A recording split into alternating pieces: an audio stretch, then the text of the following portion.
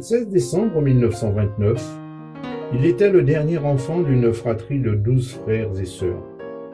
L'essentiel de sa vie se déroulera dès son enfance et ce jusqu'à sa mort au sein de sa commune, Sainte-Anne, singulièrement dans les Grands Fonds.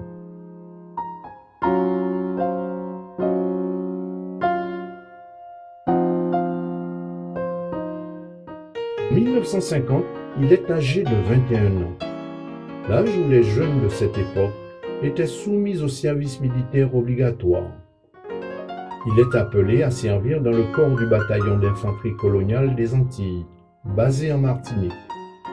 Il en est sorti le 10 mai 1951 avec le grade de première classe.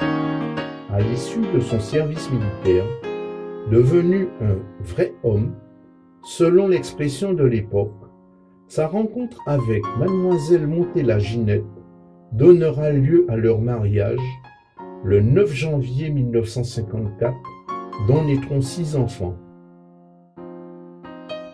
Franck, Jacqueline, Franciane, Lydia, Lise et Christian.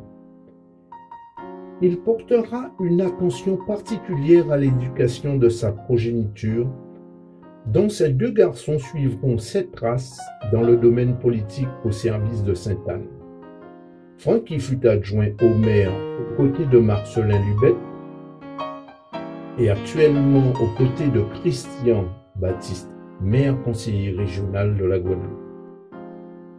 Par ailleurs, il sera attentif au confort de son épouse, qui ensemble veilleront conjointement à la bonne éducation de leurs enfants, particulièrement des filles.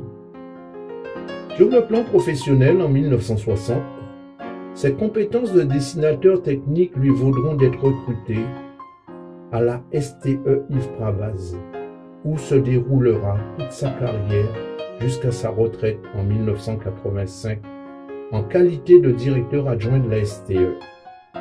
Nous noterons qu'il a contribué à la réalisation des anciennes pistes de l'aéroport du Rézé et nombre d'ouvrages routiers dans le département et contribuera largement dans le dossier de l'irrigation de la Grande Terre au sein du Conseil général. Sa vie politique commença en 1957 aux côtés de Maurice Satineau et de son père Clotaire Farasman, lui-même conseiller municipal de Sainte-Anne. En 1958, il est élu 4e adjoint au maire dans l'équipe Satineau. Suite au décès de M. Satineau en 1960, alors âgé de 31 ans, il fut élu plus jeune conseiller général du premier canton de Sainte-Anne, poste qu'il occupera jusqu'en 1976, où il sera battu au renouvellement de la mandature 1977. En 1965, il conduit une liste au municipal de Sainte-Anne sur l'étiquette gaulliste, face à messieurs Égésique Ibéné et Albert Lazare.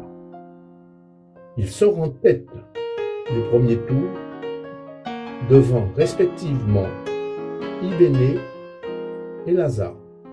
Au second tour, il y eut une fusion Ibéné-Lazare.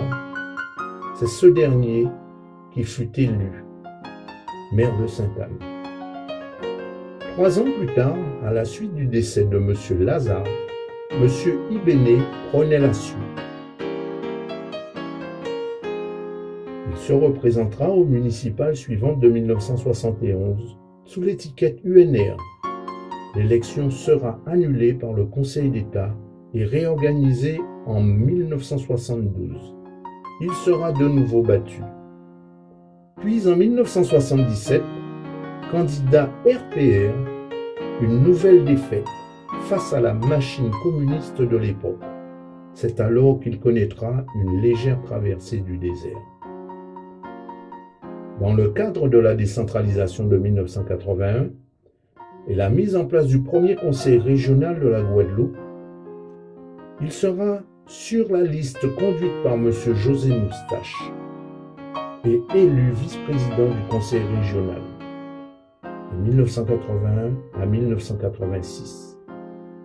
Et c'est dans le cadre de la préparation de la campagne électorale qu'en se rendant à une réunion politique en vue de la préparation de ces élections, que survint l'accident de voiture qui coûtera la vie au responsable de la section du RPR de Sainte-Anne, M. Francisque Baptiste.